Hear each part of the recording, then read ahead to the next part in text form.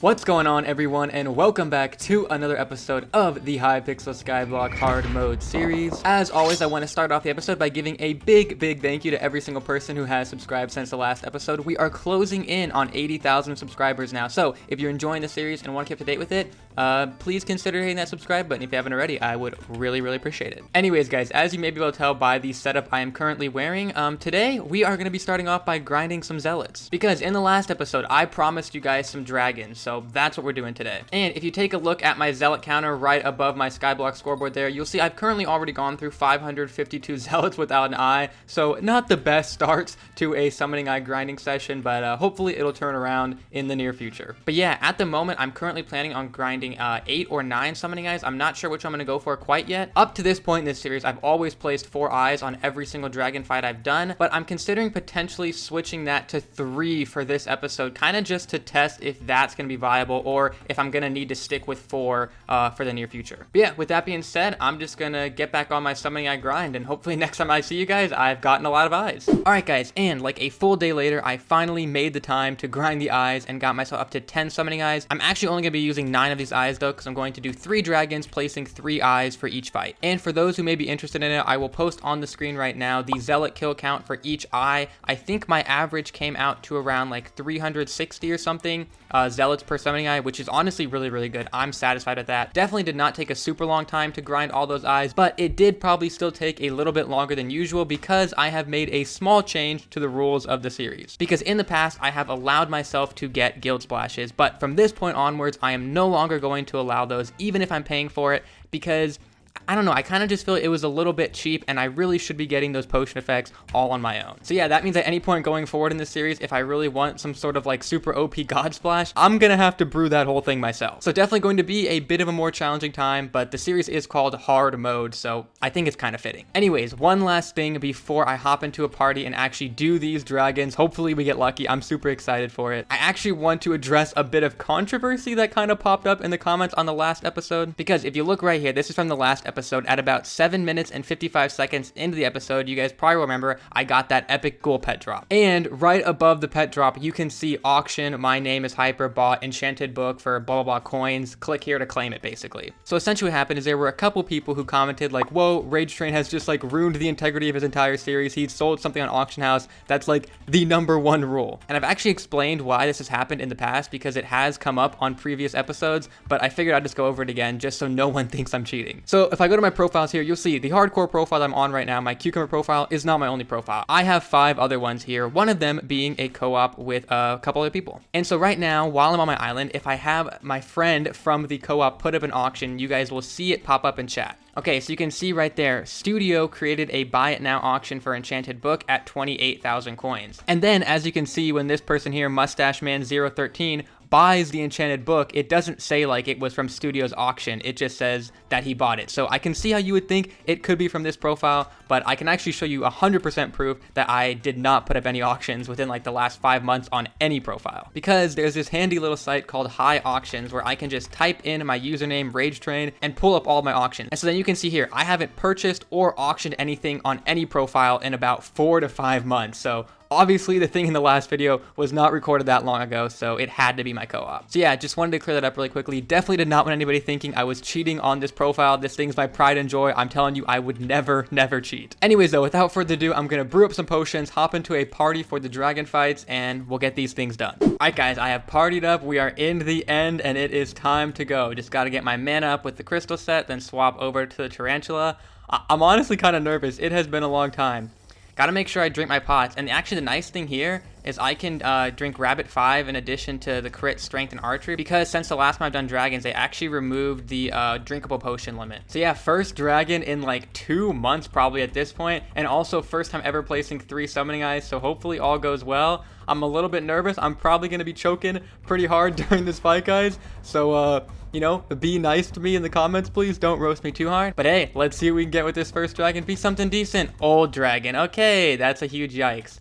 As per usual, not really sure there's anything too interesting at all I could get from this thing, but, you know, we'll do our best to get as much damage as possible. You know, I guess this is fine. It's like a little bit of a practice run. Probably wouldn't want to get superior on, like, my very first dragon anyway, and then end up doing, like, no damage because of how out of practice I am. Yeah, definitely glad I basically got a practice dragon for this first one here. It just went to sword mode, and I choked so hard, so none of that will be going in the video, but just know it was pretty embarrassing.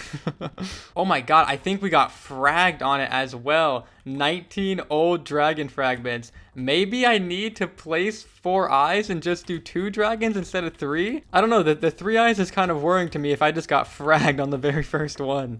Alright, gonna place 3 again on this one. I think we just had some people in the lobby who did too much damage, so we told them to cap damage and we were gonna switch lobbies, so hopefully this time they don't just do a ton of damage and screw us over. And I also could have just got unlucky there, I'm not really too sure.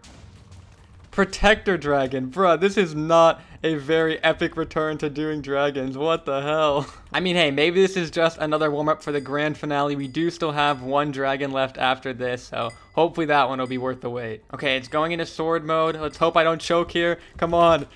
I think I got good practice on that first one, so I should be a little bit better here. Oh wait, I was supposed to pop up my voodoo doll as well. Somebody told me before I did this fight that voodoo doll is actually a pretty decent strategy for drags now. And I have it in my hotbar and everything. I just forgot to pop it off there. Oh my god, dude, not much better. Actually worse. Position number 6. We just have too many people in this lobby doing way too much damage. We need to get out of here, I think. Bruh, 19 fragged again. This is awful, dude. Okay, maybe I needed to stick to placing 4 eyes because, like, this is not working out. Oh, wait, that's right. I actually grinded up 10 summoning eyes, so I have 4. Okay, I think for the last one here, I'm going to place 4 because I do not want to risk getting fragged anymore. Getting fragged on an Olden Protector, I don't really care, but if we get fragged on a good dragon, I'm going to be super, super sad. All right, guys, final dragon here. I had 4 left anyway, so might as well place 4 for this last one, not risk getting fragged. I honestly think I was just getting unlucky, because someone else in the party is placing 3 and they weren't getting fragged and they were doing less damage than I was. So yeah, I think just bad luck. Unstable dragon. Oof, that's honestly not great either. Well, actually, you know what? I think the unstable dragon can drop the travel scroll to the dragon's nest, which usually wouldn't be good for most players, but for me that could be decent. Also, don't mind my very bad AOTEing skills right there. Like I said, I'm very out of practice from dragons. Haven't done one in like at least 2 months, so yeah, give me some slack, okay? But yeah, sorry guys, again, not the most epic return of dragons, and once again, just people in the lobby going ham. I only got 500k damage on that one. That is not great. Please tell me I didn't get fragged on this boy. That's gonna be so sad. Not with 4 eyes, please. Okay, unstable dragon chestplate. Not exactly what I was looking for. Probably gonna end up selling it to the NPC for 100k, but at least it's not just a bunch of frags. All right, well, honestly, after spending many, many hours grinding 10 summoning eyes, that was a bit disappointing, but it's okay. I will be resilient. I will continue to grind more eyes, do more dragons in the future, and hopefully our luck will eventually turn around. So yeah, I guess let's hop into something else. Okay, guys, so after that extremely disappointing session of dragons, I'm going to be testing something out in dungeons once again that will hopefully bring my mood up a little bit. Because somebody commented on my last episode that the Hurricane Bow can be super overpowered for mages to regen mana. And while I may not have a Hurricane Bow right now, I have thankfully gotten quite a few enchanted bones throughout my duration of playing dungeons, so I can easily craft one. And boom, just like that, we now have our very own Hurricane Bow. And the best part about this entire strategy is that I don't think I need to reforge or enchant this thing, nothing, because the only part that matters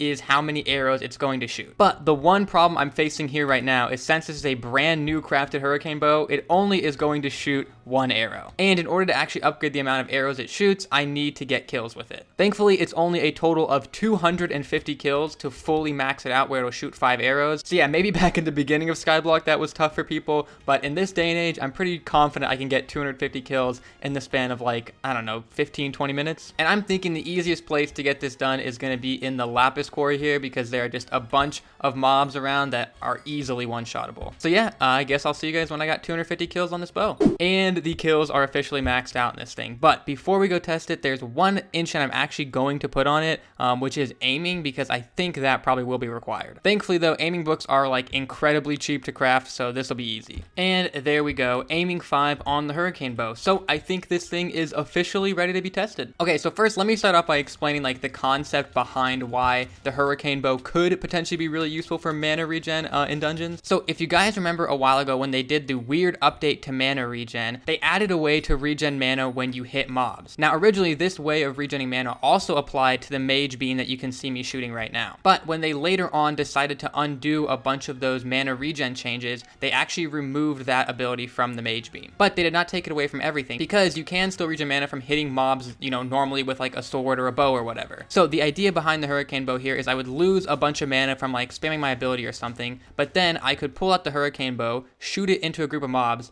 and get 5 separate hits that I think in theory should each regenerate like 1% of my mana. So if I'm just like spamming the Hurricane Bow shots like this, I could potentially regen mana like super quickly. And my original plan was just to test it on the entrance level floor here, because I thought, you know, the mobs here are so weak, it'll be easy just to focus on testing. But they're so weak that they actually die before I even get a chance to try and use the Hurricane Bow on them to regen mana. So yeah, I guess I'll hop into a higher floor and then test it. Okay, and I'm on a floor 3 now, so hopefully things will be a little bit easier to test. The first thing I need to do is just try and drain my mana down super low so that I can test if it actually will regen a lot. Okay, so there we go. I'm super low on mana here. Now can I just spam my Hurricane Bow on one mob here? And actually, yeah, I'm genning mana up like super fast. Wait, look at that.